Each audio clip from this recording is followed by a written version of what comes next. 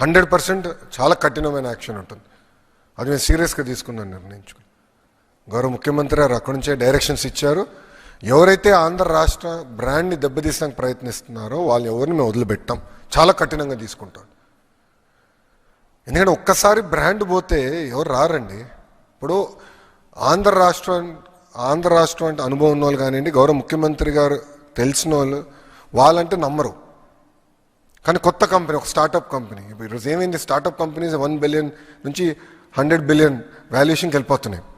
అలాంటి కంపెనీస్ పట్టుకురావాలని వాళ్ళకి డౌట్ వస్తుంది కదా, ఏంటిది ఇతర రాష్ట్రాలకి వెళ్ళాలనుకున్నప్పుడు ఈ ప్రాబ్లం లేదు, ఎందుకు ఆంధ్ర రాష్ట్రంలోనే ఏదైనా ఒక డౌట్ వస్తుంది కదమ్మా. అందుకే వీళ్ళపైన కఠినంగా వ్యవహరిస్తాం, దాంట్లో ఎలాంటి డౌట్ లేదు. We will not let them go. రిపీటెడ్గా జరుగుతున్నాయి. అందుకే ప్రజలు కూడా అప్రమత్తంగా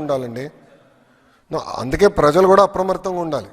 గతంలో ఆర్బీఐ, సెబీ వీళ్ళందరూ పంపించారు. ఇప్పుడు ఏకంగా సింగపూర్ ప్రభుత్వానికి మొత్తం ఆల్ మినిస్టర్స్, ఆల్ సెక్రటరీస్ పంపించారు.